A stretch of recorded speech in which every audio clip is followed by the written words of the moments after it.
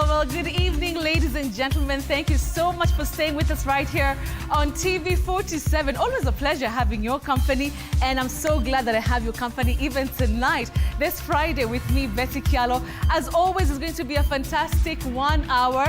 Last week, thank you so much for keeping me company when I was in Kisumu. Well, it was really, really nice. You know, Zaiko Langa was there. But of course, today, we have a fantastic show to just make sure that you end the week on a high. Of course, we have the top stories by our brilliant reporters. And of course, your favorite, Willis Ocheng, is going to be joining us on the show. Of course, which is which? Do we say this or do we say that? Willis is on standby in Kisii County. And of course, today we have a very interesting guest. Now, let me ask you guys, what were you doing when you were 12 years old? So today we have a fantastic lady, Alana Chelangat. She's here in studio. You'll be seeing her shortly. She spoke at the COP29 about climate action. It's going to be a fantastic show. And you know what? We have to end the year on a high. So you know what? Let's begin with the highlights. Then the show rolls over.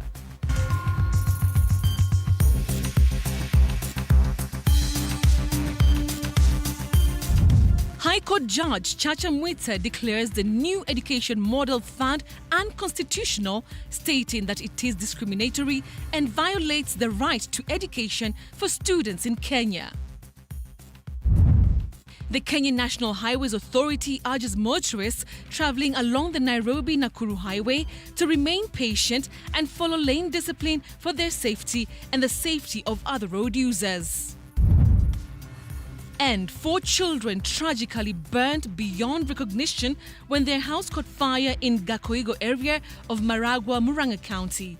The cause of the fire remains unknown, according to the police.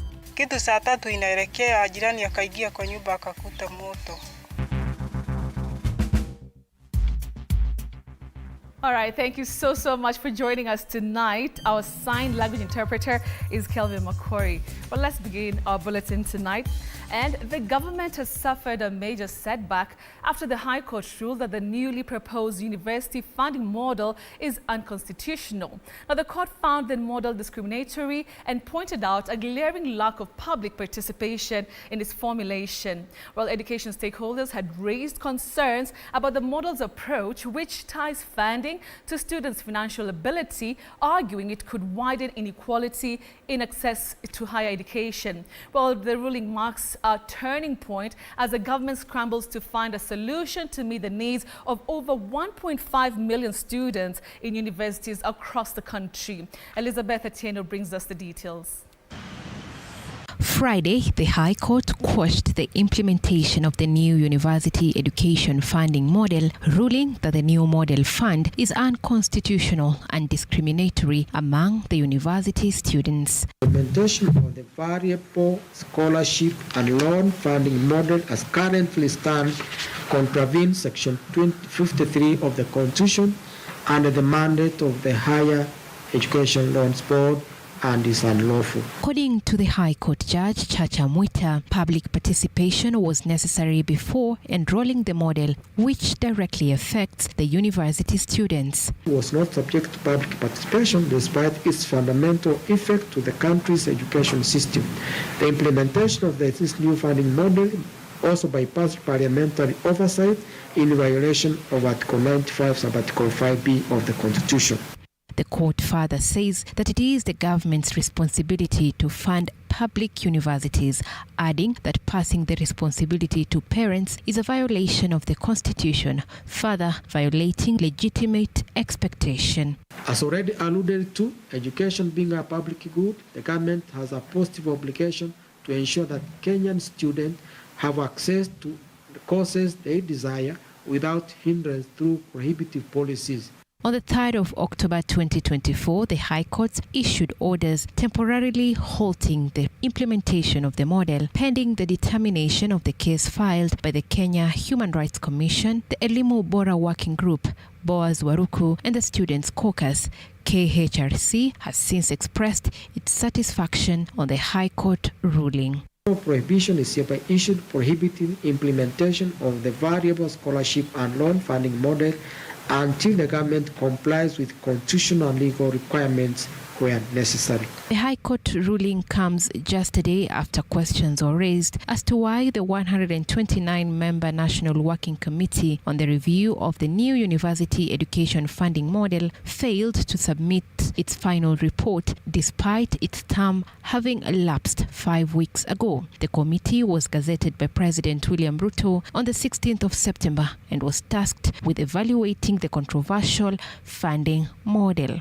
The Working Party was appointed in 2022 and submitted its report in June 2023 after students had applied for placement. The recommendations had not been made and the students could not have been now made aware of the cost of the courses and units in universities when they made the application.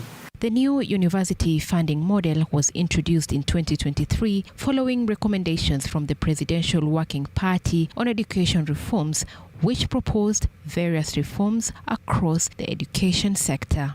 Elizabeth Atieno, TV47, Nairobi. All right, now, President William Ruto on Thursday unveiled a significant cabinet reshuffle in a move aimed at improving government service delivery. Now, the changes which come amid mounting public demand for better governance, so key appointments and reassignments is designed to inject new energy into the administration, while some Kenyans lauded the reshuffle, seeing it as a step towards addressing inefficiencies. Others criticized it, questioning whether the changes would bring tangible improvements. Josephine tells us more.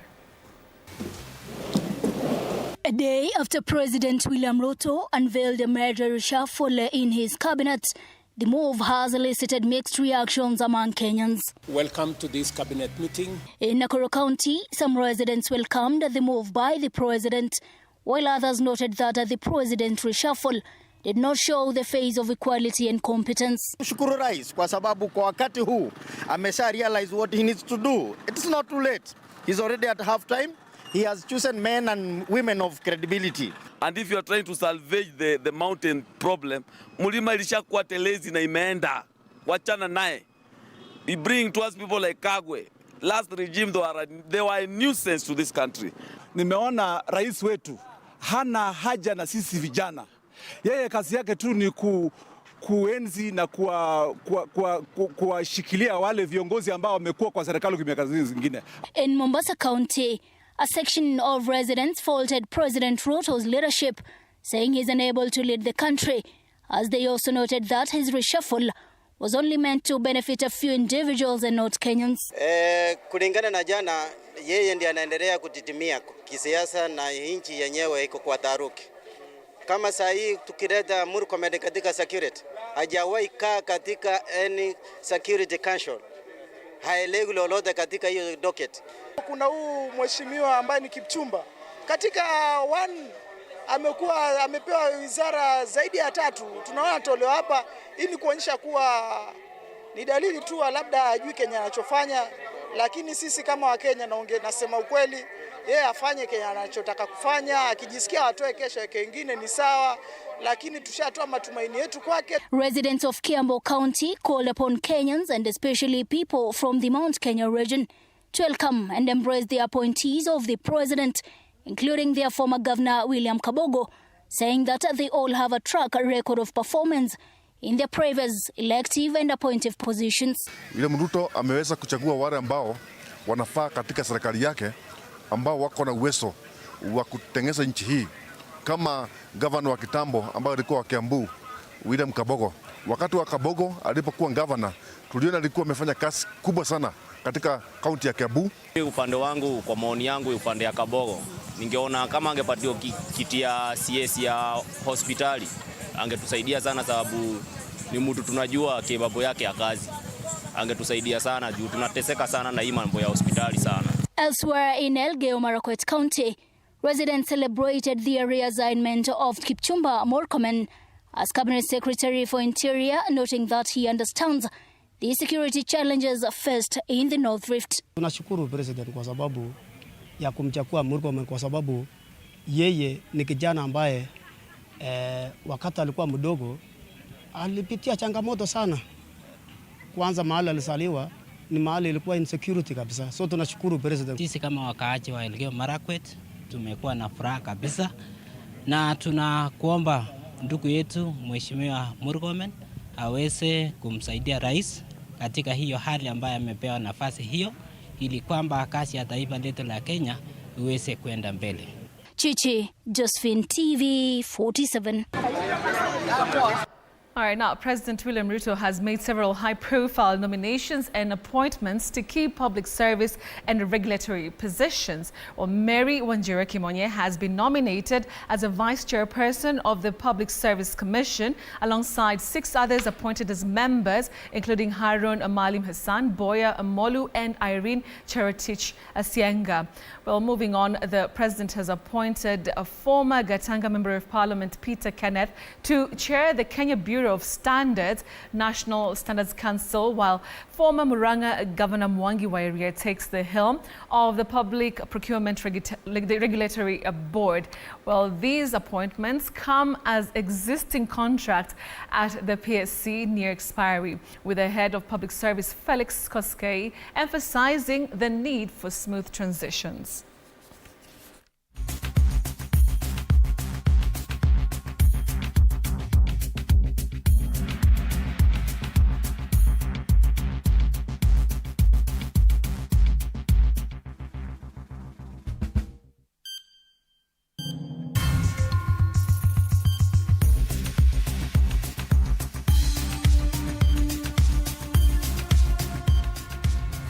All right, now to some devastating news. A cloud of mourning hangs over Gakoigo village in Maragua constituency, Muranga County, after a fire engulfed a rented house, tragically claiming the lives of 4 miners. Distraught residents gathered at the scene as detectives began investigations to determine the cause of the inferno. Authorities suspect electrical faults or human negligence, but have not ruled out foul play as the community comes to terms with a devastating loss. While local leaders have called for the enhanced safety measures in residential areas to prevent similar tragedies. Robert Gakure tells us more from Muranga County. The fire that broke out last night razed this rented house, resulting in the deaths of 4 children aged between 1.5 years and 4 years. The fire occurred when Masenjeri went to the market and opted to lock the 4 miners inside her rented iron sheet house. Akaniita na nikakuja, nikaangalia, nikaona ukweli nyumba imejaa moto.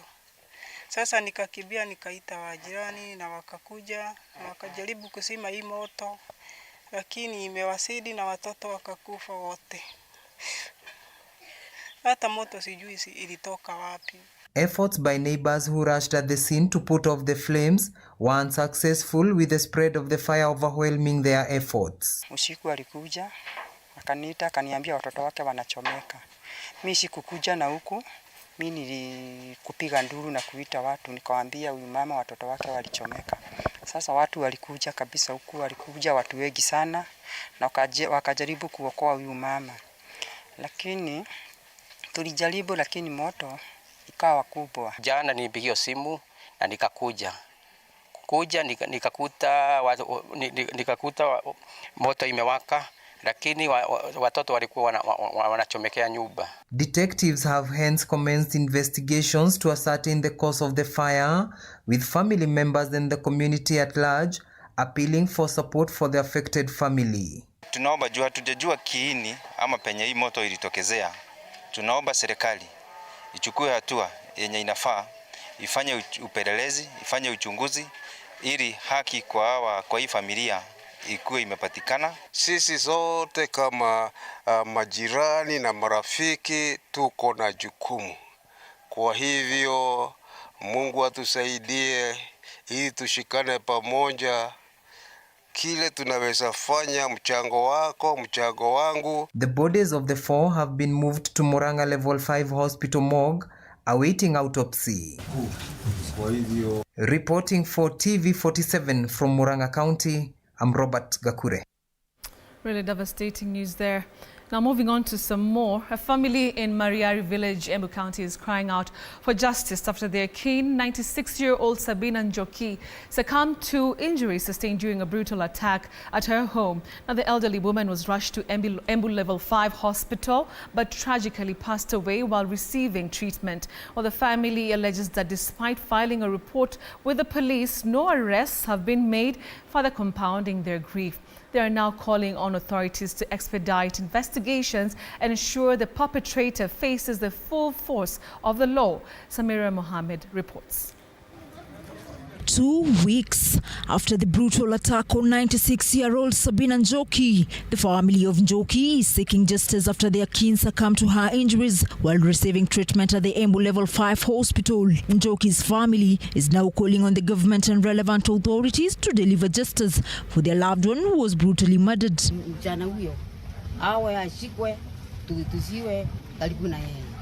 Naongea nikiwa mtoto wake wa mwisho, tushughulikiwe na hii serikali, huyo kijana ashikwe, aache kusurura, tukimwona asije akaangamiza wengine. According to Njoki's family members, the main suspect in Njoki's murder, Brian Washira, attacked Njoki and her friend with a machete at Njoki's home on December 9th before Njoki was rushed to Embu Referral Hospital, where she succumbed to her injuries. Ipigwa na kijana mmoja tarehe 9 mwezi wa Disemba, na walipigwa wakiwa wamama wawili. Walipopigwa walipelekwa Kiambere hospital, alafu walipopelekwa wakaonekana na daktari hawezi tengenezewa hapo, wakaletwa Embu Level 5 wakaadimetwa. Walipoadimetwa, huyo mama yangu wa miaka 96 akaaga dunia after 1 week kwa sababu alikuwa ameumizwa sana kichwa.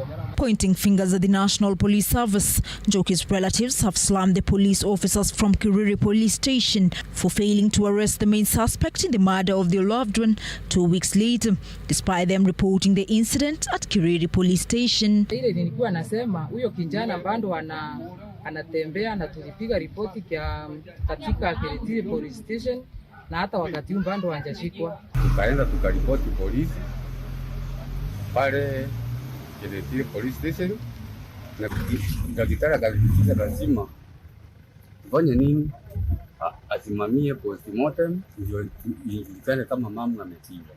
Na tayari kulithibitishwa ni ukweli mama yangu alifanya kupigwa. Samira Mohammed for TV 47 Nairobi. Travelers along the busy Nairobi, Nakuru and Kamandura Naivasha highways have faced a harrowing night as traffic came to a standstill. Minor accidents and rampant overlapping triggered a gridlock that left motorists and passengers stranded for hours. Now the chaos, which coincides with the Christmas festive season, has reignited calls for stricter tariff management and investment in alternative routes to ease the strain on Kenya's busiest highways. Willie Dennis Njeru has the details. Christmas Day is fast approaching, and Kenyans are on the move to join family and friends for the festive season. However, in all too familiar situation, thousands of travelers have been forced to spend the night in traffic, a perennial occurrence during this time of the year. Jam imekuwa mingi sana sababu ya trucks zimeanguka kwa hii barabara ya Mambayo. Imetusumbua sana, hata saa hii haisafiri kuanzia jana jioni 6 mpaka saa hii tunashindwa watu wasafiri namna gani. Watu wanafungiana barabara juu, wasafiri ni wengi. Hata saa hii abiria mimi nawasaidia na watafutia magari. Sasa hata magari ya kuwabeba hakuna. Travelers expressing their frustrations as they were stuck in heavy traffic for 6 hours traveling to and from the capital city. The delays were occasioned by overlapping of vehicles and minor road accidents. Nimekaa kutoka pale Rironi mpaka Limuru, nimekaa about 1.5 hours. Kunaonekana iko na the road is very busy. Kuna watu wengi, kuna wasafiri wengi sana. Kuna watu wengi sana wanaelekea pande ya huku juu. Nilikuwa nasafiri kuenda Uganda. Kali imetusumbua, ilifika Kangemi saa 4. Ikalala hapo. Tumetoka saa 4 Kangemi, tumekuja saa hii hapa sijui ni wapi. mpaka saa hii tutasafiri, tumenyeshewa usiku yote. The Kenya National Highway Authority KENHA now urging travelers along the Nairobi-Nakuru Highway to remain patient and follow lane discipline for their own safety and that of other road users. In an announcement made Friday, KENHA Director General Kongo Ndongo clarified that traffic congestion was primarily affecting Rironi-Nakuru Road and the Rironi-Mai Mahiu-Naivasha Road. Ndongo also encouraged motorists to consider alternative routes to ease the traffic, including Naivasha, Njabini, Olkalau, Dandori, Lanet, Nakuru route. Other suggested alternatives include the flyover Njabini, Olkalau, Dandori, Lanet, Nakuru route, and the Ngong Suswa, Narok, Mau Narok, Nakuru Highway. La muhimu ni watu waweze observe lane discipline, tukose kufungiana, polepole ndio mwendo, slow but sure wins the race. Na hakuna mahali tunaenda. Hii Kenya ni yetu. Bora tufike ushago, tutapata watu wako salama. The traffic jam is expected to continue for extended period with 2 weeks holiday season spanning Christmas and the New Year, affecting both local travelers and those crossing the border. Na matatizo yenye iko kwa hii barabara, magari ni mingi. Na barabara barabara ni konde. Na hii barabara magari mingi zinatumia juu ni Northern Corridor. Sasa ningeomba hivi, barabara ndio iko na shida. Alafu magari nazo zimekuwa mingi. Sasa kama barabara ingepanuliwa iwe kubwa na Daktari William Ruto atusaidie. Early this year, the government announced plans to dual the Rironi-Mau Summit Road, which would help alternative pressures on the road. However, construction has yet to begin. Reporting for TV47, I'm Willie Dennis Njiru. Well, thank you, Willie, for that. Let's be safe out there during this festive season. Well, now Kenya's Ministry of Foreign Affairs has confirmed that 600 police officers are set to be deployed to Haiti as part of an international mission. Once logistical arrangements are finalized, discussions regarding the deployment are still ongoing at the UN Security Council. Now, the ministry has also dismissed allegations that the mission will be funded by Kenya's treasury, stating that financing will come from international partners. Well, meanwhile, Prime Cabinet Secretary Musalia Mudavadi has praised President William Ruto's recent state visit, noting that it has strengthened Kenya's diplomatic ties and opened new opportunities for global collaboration. Paul Kirobi has more on that. Principal Secretary for Foreign Affairs Dr. Korir Sing'oei has dismissed claims that the current deployment of Kenyan police officers is being funded by Kenya's exchequer. Dr. Korir explaining the discussions are ongoing at the United Nations Security Council, where a resolution is being presented to transition the financing of Kenya's police deployment to Haiti to the UN peacekeeping mission. This deployment is being underwritten by the UN Voluntary Fund that was established pursuant to Resolution 2699. That trust fund has now been able to mobilize in excess of $90 million.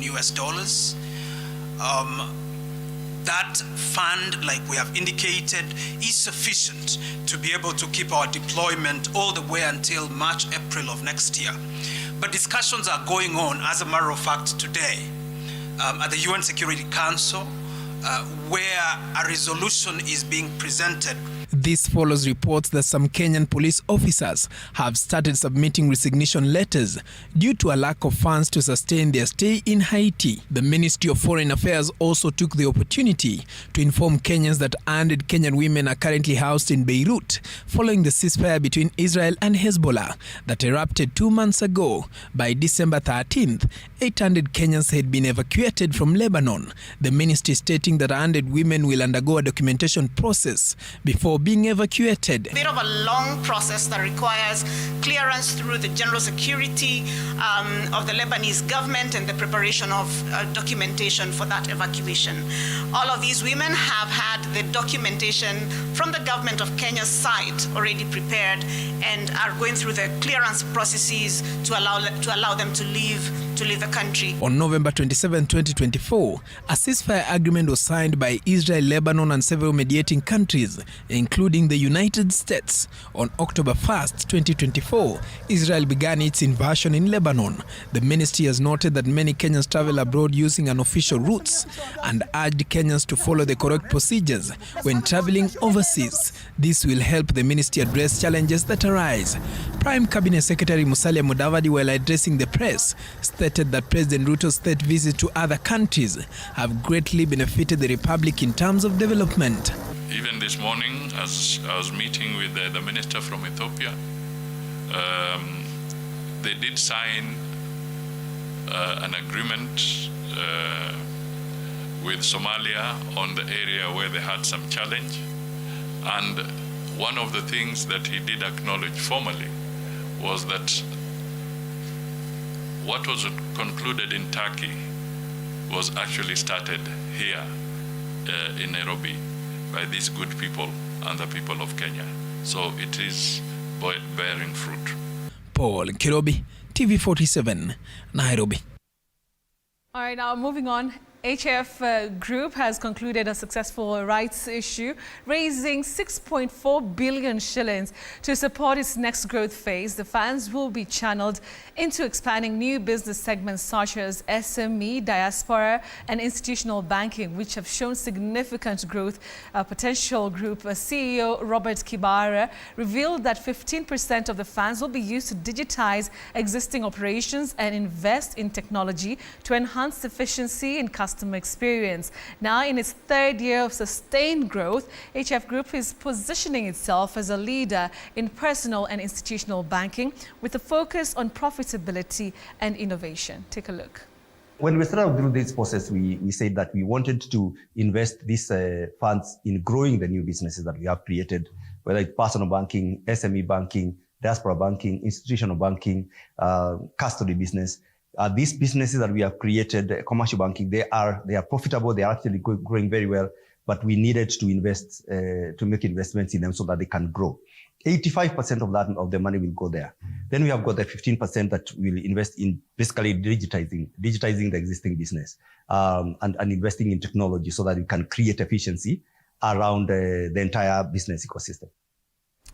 All right, now moving on, nominated Senator Tabitha Mutinda has called on Nairobi residents to reject tribal politics, urging unity and practical solutions to tackle the city's challenges. While speaking during a food distribution drive in Nairobi, Mutinda emphasized the need to focus on issues that affect all Kenyans regardless of their ethnic backgrounds. She also vowed to lead the fight against gender-based violence and femicide, calling for stronger laws and more community awareness to protect vulnerable groups.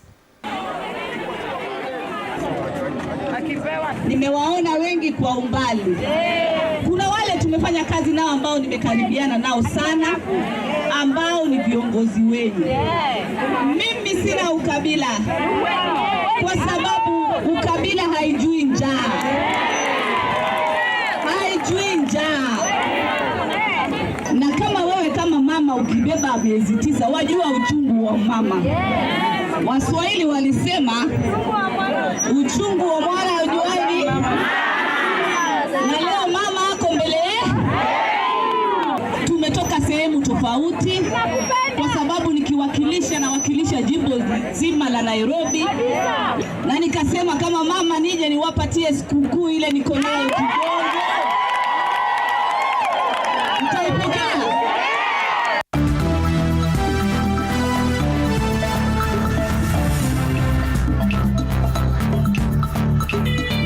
Sports News. I'll get, ready for our sporting action. And Kenya's preparations to host the Africa Nations Championship, of course, continues and is gaining momentum as CAF President Dr. Patrice Motsepe toured key stadiums, including Kasarani, Nyayo, and training venues such as Ulinzi and Police Soccer Grounds. Motsepe expressed confidence in Kenya's progress, stating that the country is on track to meet the February 2024 deadline. Now, renovation work at Moi Sports Center Kasarani and Nyayo Stadium is reportedly progressing as planned, and President William Ruto reiterated Kenya's commitment to delivering a successful tournament, which will be co-hosted with Tanzania and Uganda. CAF officials, including General including 4th Vice President Saidon Joya and Secretary General Veron Omba, also expressed optimism about Kenya's readiness, and Duncan Mutoa has the details. With 44 days remaining for the 2024 African Nations Championship to take place in Kenya, Uganda and Tanzania respectively, Kenya is gearing up for a historical opportunity, the chance to host the championship, also known as CHAN. The country is under the spotlight as preparation intensifies for the tournament, with a key visit from Confederation of African Football delegates led by President Patrice Motsepe. I can assure you that with the support of all government support, we are going to have deliver CHAN on time. First of all, I'm very excited to see the progress across all infrastructure. We are also very delighted to host CAF delegation here in Kenya. After jetting in Nairobi, CAF President Patrice Motsepe seems to be on a mission to ensure that Kenya's sports infrastructure is ready to host the prestigious tournament. His visit is part of the critical stadium inspection tour to assess the country's readiness. Motsepe began his visit with high-level discussion with Football Kenya Federation leadership and the President of the Republic of Kenya, William Ruto. The talks focused on the progress of Kenya's preparation and the government's commitment to deliver world-class facilities for the tournament. I leave Kenya with even more confidence and even more excitement that indeed there's huge progress. Like in any huge undertaking of this nature, there will always be challenges all over the world, including the hosting of the FIFA World Cup. The inspection journey took Motsepe to several key venues, starting with the Moi Sports Center Kasarani Stadium, followed by visits to the Ulinzi Sports Complex, Police Sacco Stadium, and concluding at the Nyayo Stadium, one of the main locations for the tournament. The conclusion for me is the challenges we've had, huge progress has been made to deal with those challenges, and I'm confident the next time I'll be here in Kenya will be for the CHAN.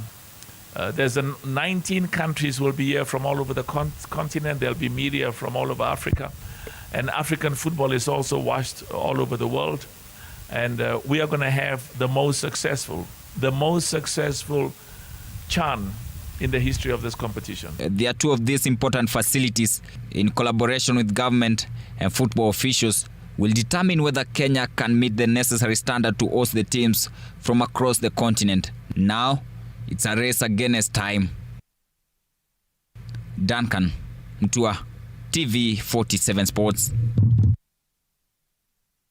All right. Thanks, Duncan, for that story. So you know what we'll do? We'll take a short commercial break. And I'm seeing a lot of interaction on X with regards to Willis tackling difficult pronunciations. And today he has a very interesting surprise. Do you say ombudsman, ombudsman? So he's on standby. He's going to be joining us after the short break. But also remember, we have the lovely 12-year-old. Oh, actually, I think we have Willis. Willis, how are you? Fine, thanks, Betty. I'm just on standby from Kisii County. Lovely. Willis is always ready and eager to just go. So he doesn't know we need to go out for a break. He's so excited for it. All right, so like I mentioned, of course, we have Willis, but also we have the lovely lady Alana Chalangat. She spoke in Baku at the COP29, and she was speaking about something that she's very, very passionate about, of course, advocating for climate action. I mean, I'm wondering, a 12-year-old climate action, I mean, is she the next Greta Thunberg? And so she's going to be talking to us about just who she is and why she's so interested, you know, with the things regarding climate. A very interesting and different kind of discussion that we had today. So do not go away. We still have a great show lined up. So stay put, TV 47 this Friday.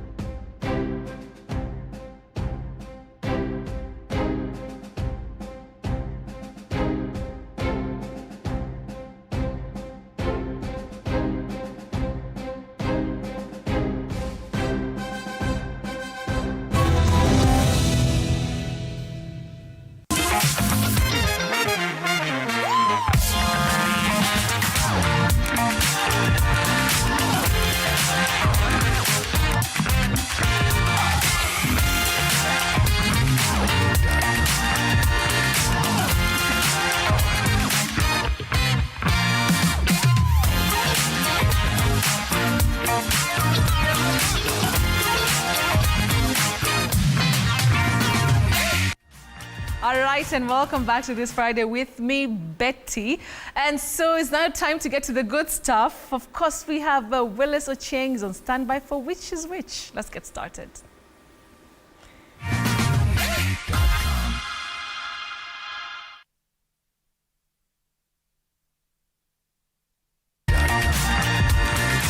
Without further ado, let's bring in our English master, pronunciation master. Willis, it's great to see you coming to us live and direct from Kisii County. Wambaje, how are you? How was the week, Willis? Talk to us about that before we get to it. The week has been great. And you know, Betty, once you are in Kisii County, you'd enjoy a lot because almost everything flows so nicely because of the good weather. Sometimes it's a bit cold, but that is a blessing because the rains are always here. But Betty, how is Nairobi? Well, Nairobi is good. I don't know if everything is flowing nicely because we've had a lot of rains and there's a lot of floods on the road. So things are not flowing very, very nicely. But at least I'm happy that for you it is. It's always great to see you, Willis. And you know what? I missed you last week. We all missed you last week. So let's try and recover, you know, the time that we lost last week, not having you join us in Kisumu. So let's get straight to it. Definitely. Okay, so Willis, I have the first word. And this will I'll spell it out because I don't think most of us actually know how to pronounce it. So it's A-L-I-A-S. Is it Betty Alias Kinanda, or how do we say that word? How do you pronounce that word?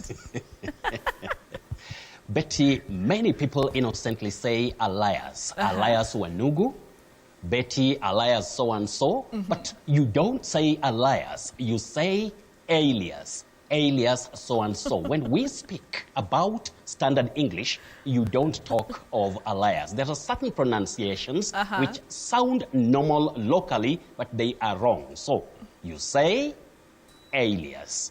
Alias. Alias it is, Willis. I don't know why you chose to use one. Yes. Okay, Willis. Interesting. So it's Alias. It's Betty Alias something. All right, got it, Willis. Yes. Okay, Willis. Moving on to this other one. Let me spell it out. D-A-I-S. You know, a place where, you know, if you're a speaker, you stand, and you know, if a performer, you stand to, you know, to say something or, do something, your art or something.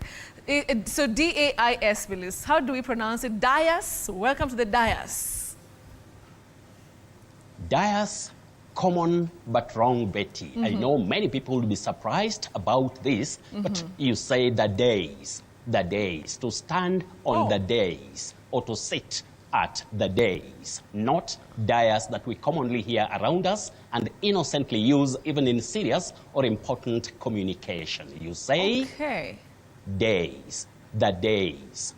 Okay, so Willis, if I'm getting you right, so it's not days, it's day. The S is not pronounced, is not, you don't say, pronounce the S, so it's days? No, okay. You pronounce, that S is pronounced. You say days, days. It's different from the plural of day. The plural of day, that plural S takes what we call the voiced sound Z, days of the week, days of the week. But this one, days.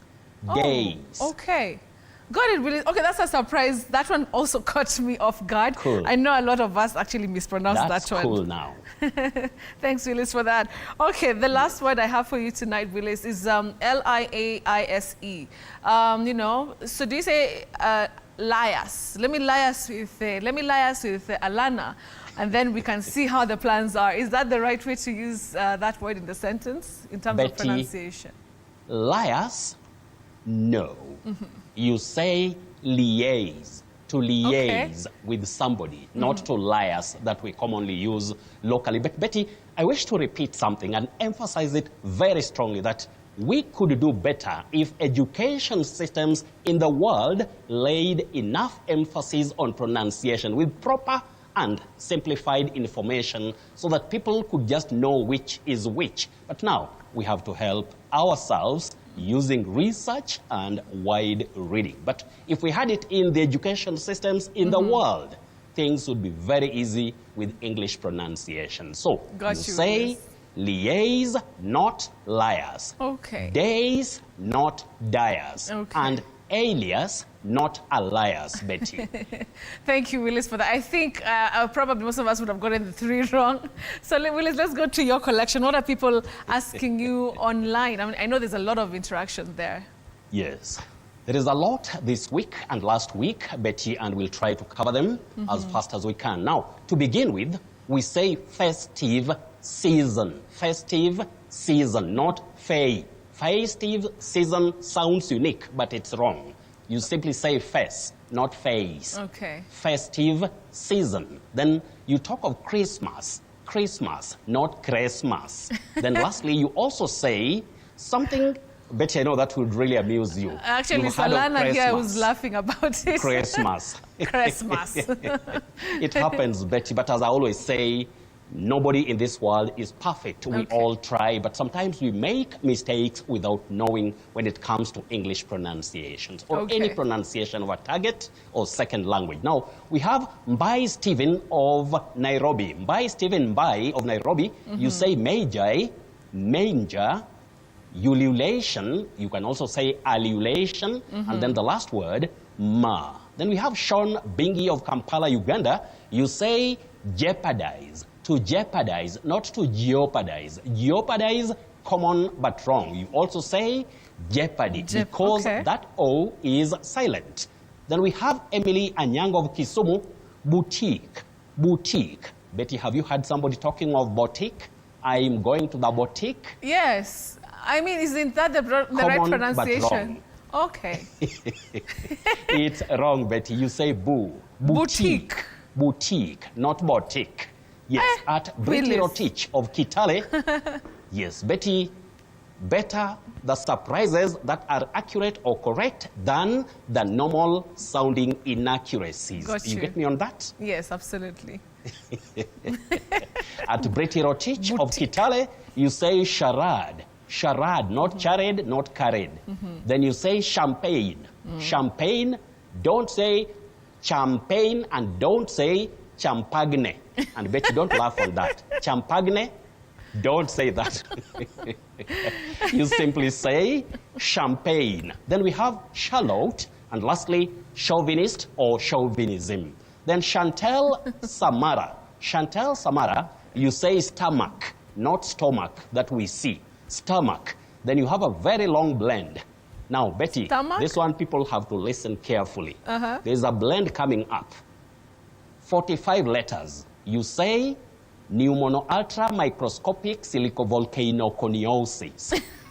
Pneumono-ultra microscopic silicovolcanoconiosis. That is a 45-letter blend that simply means silicosis, that infection of the lungs. Now, Jeremiah Kamau of Nairobi, you say O and threshold. Threshold. Don't say threshold. Threshold. Then some Betty and Prince Braylon Omwenga of Kisii. Your first word is still. Still, S-T-I-L-L. Still, not steal. Still is the pronunciation of S-T-E-A-L, Kuiba, and Chuma, S-T-E-E-L. Yeah. So S-T-E-A-L and S-T-E-E-L are homophones, and you pronounce them with a long sound E. Steel. The first one, still. And thank you so much, Sam, Betty, and Prince Braylon Omwenga of Kisii for being very keen on this show. Ancestor at Masina or Masena of Kitugum. You say dissect. To dissect, you can also say dissect. Dissect and dissect are alternatives for that word. Maina Enoch. Maina Enoch, you say bag. Don't say bag. Betty, have you had somebody talking about get me my bags instead of get me my bags? It's called swag. It's called swag, you know. Yes. People even say, oh my God. In the correct wording, you say twanging, to speak with that twanging sound. But locally we say twang, or when somebody wants to sound unique. So instead of simply saying bag, Somebody says beg. Beg. But when you say beg, ni kuomba. Bag, mfuko. You get where good pronunciation helps in delivering the intended message? Yes, absolutely. Good. Now, we have at Ngesa Philip of Nairobi, you say hair for H-A-R-E, hair. But the next word, you say air. That H is silent.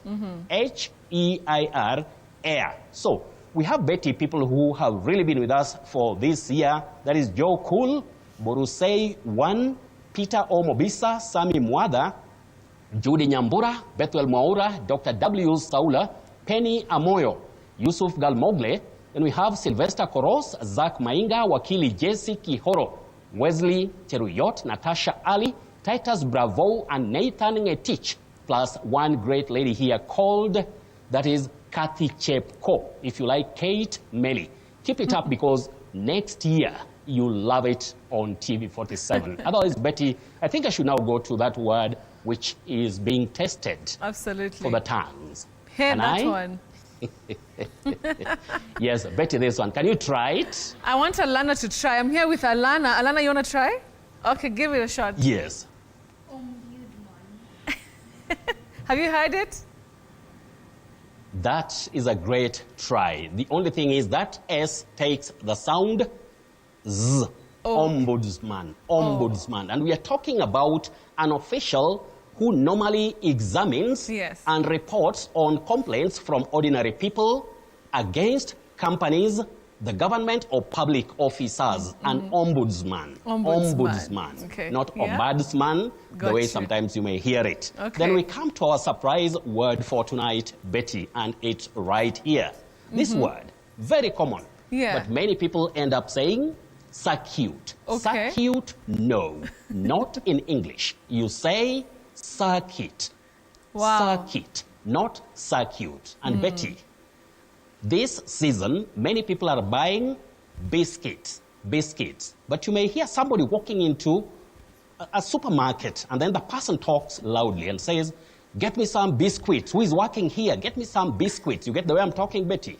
I can hear. Who is working here? Get me some biscuits. We don't have biscuits in English. You simply say biscuits. Okay. Biscuits. Otherwise, Betty, for those who would wish to interact with us, they always have to go to my X handle, and that is at Willis Ochieng 1. At Willis Ochieng 1, you'll just send the word. You can also talk about at Betty M. Kialo. You can talk to us using that or sending in a word. If not, the great TV station of the moment. And that is at TV47 News. And you love it. But Betty, do you know what? Tell me.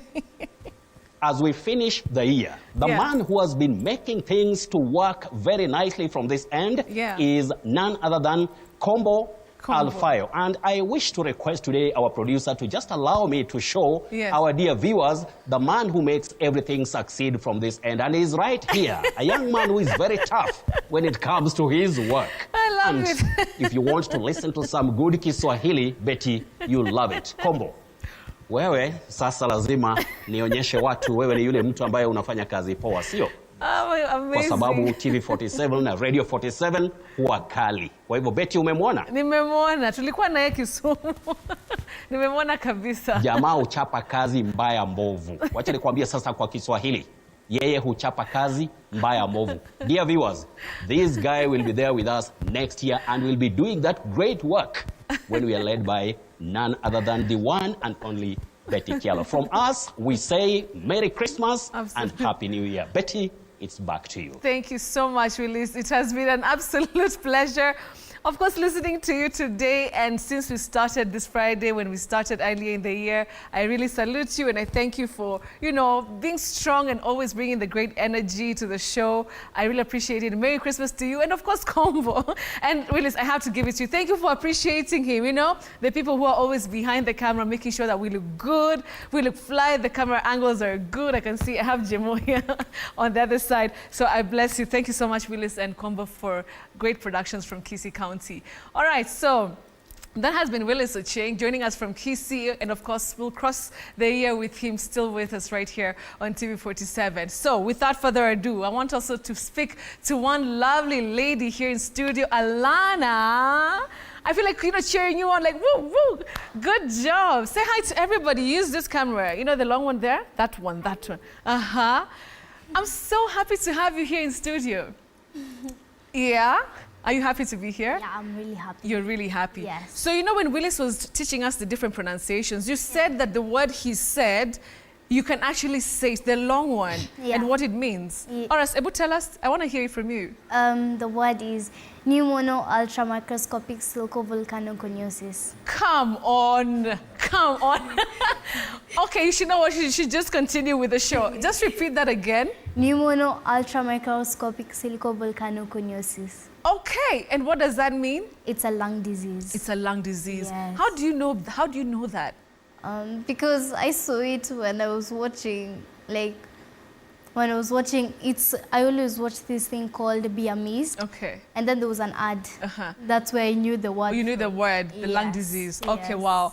Okay, so, nice. I'm sure your mom is happy. So, ladies and gentlemen, Alana Chelangat, she, was one of the representatives who spoke in Baku at the COP29, of course, to do everything to do with climate change. And she's one of the voices regarded as the voices representing children. And she knows so much. So first, before we get to climate and everything, all the complicated stuff. So tell me about yourself. How old are you? What grade you are on? And anything that you want to discuss with us today. So my name is Alana Chelangat. I am 12 years old. I am currently going to grade 8. Okay. And I school at Sun and Shield, the academy that is located in Kabarak. Okay. So I am 5 things. I am a young climate change advocate. I am an author. I am a podcaster. I am a child to my parent. And I am a child to the Most High.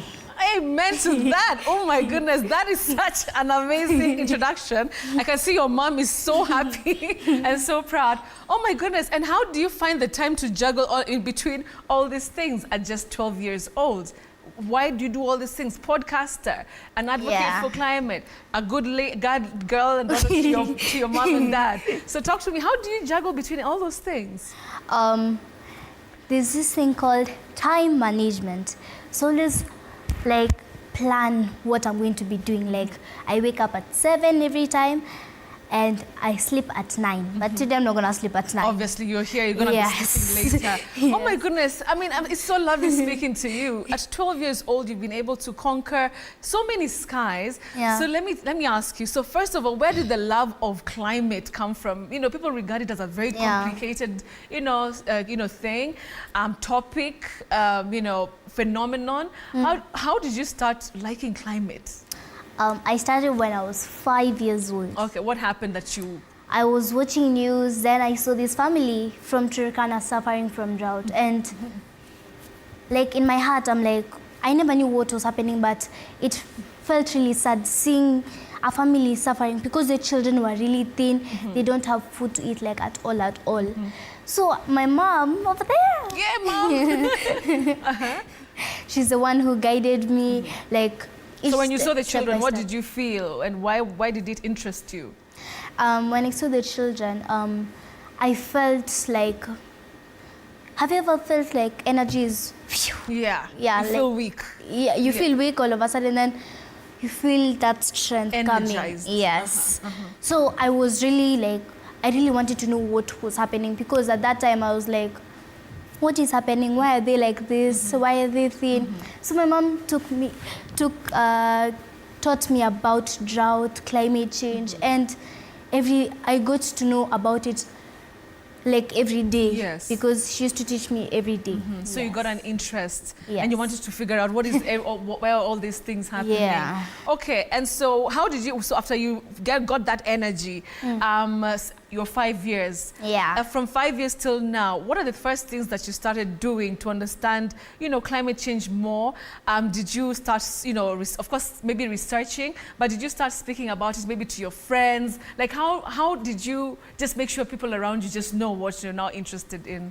In my school, I started creating awareness in my school. I have a club called the Climate Change Educational Club, where I teach children about climate change and simple things they can do to save the environment. Okay. Did you start the club yourself? Yes, I started the club myself.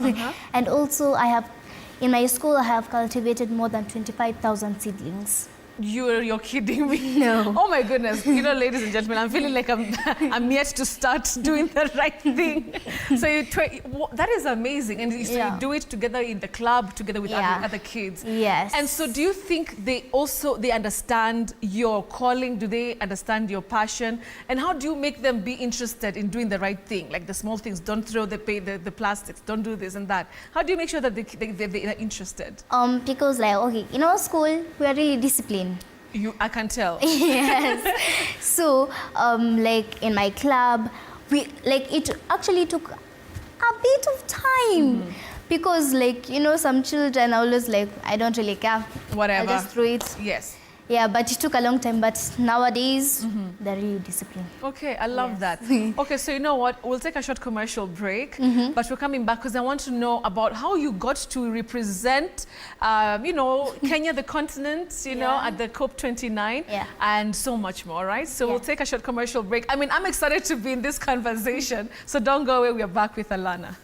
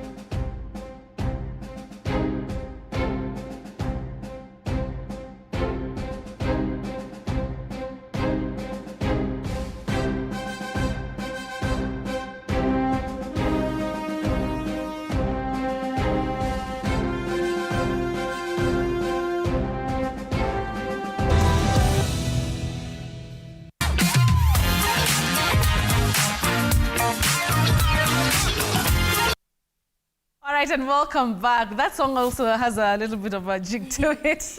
Right, Alana? Yes. All right, so I'm here with Alana Chelangat in case you're joining us. She's a climate change advocate and very passionate about, the climate and everything. So you start your club in school. Now you're getting other people interested, other kids. You've planted, what, 25,000 seedlings? Yes. Oh, do you have a target? Is there a number that you want to, how many do you want to 1 do? 1 million. 1 million? Yes. Does the government know about you? Does the president know about you? No. He should know about you. 25,000 is a lot, and and I know you're going to do the 1 million, I'm sure. Okay, so now let's come to now you going out of the country. Where have you spoken?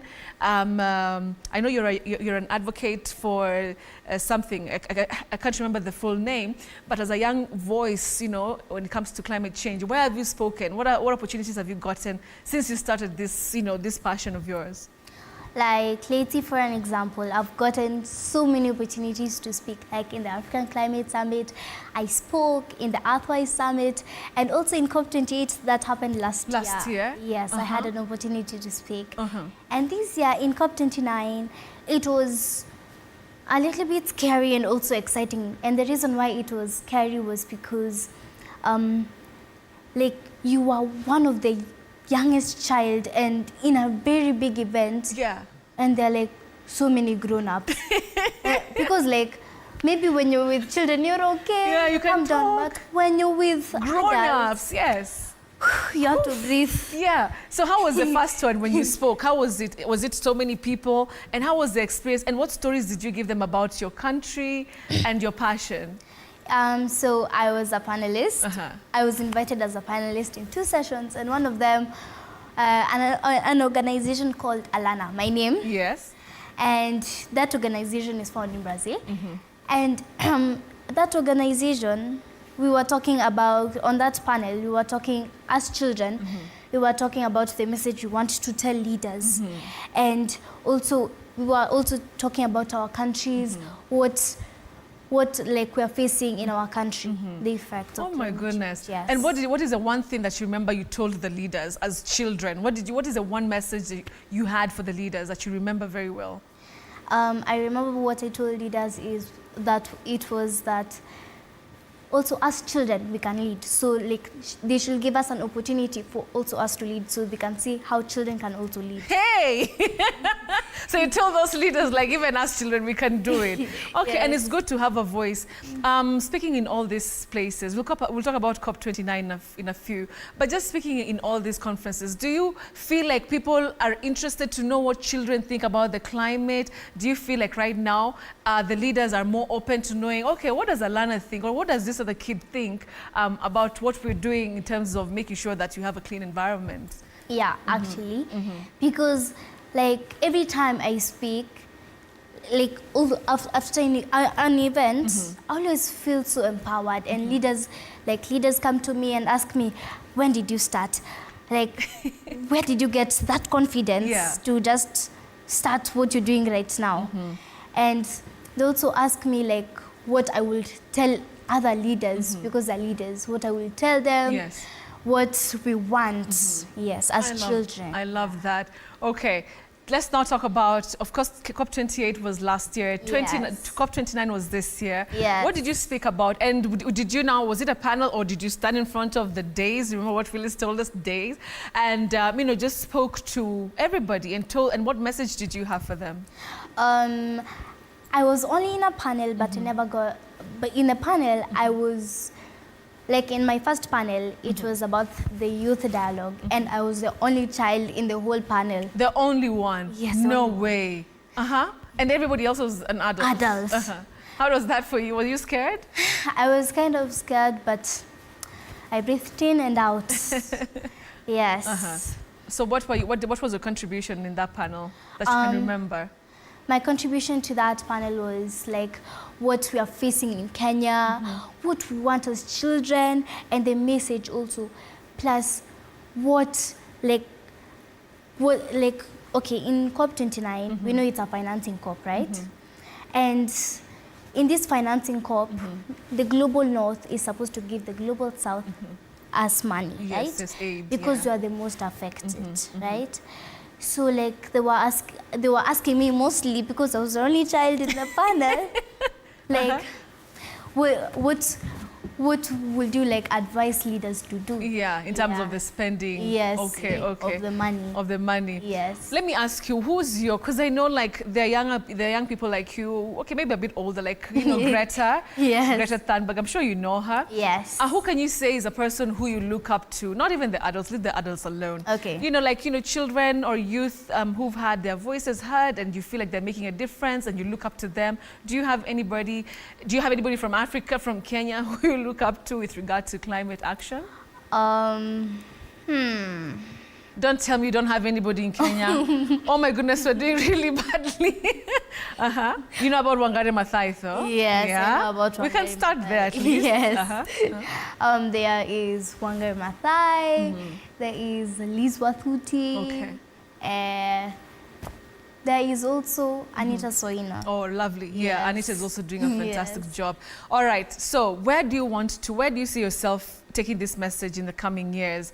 I mean, right now you're 12, you still have school. I'm sure your parents want you to do well in school too. Yeah. But what are you seeing yourself doing in the next couple of years with regard to this thing that you're very passionate about? Evidently, I can see in your eyes, in your face, she's talking, she's like so excited about it. Where do you see yourself, and what do you want to achieve in the coming years?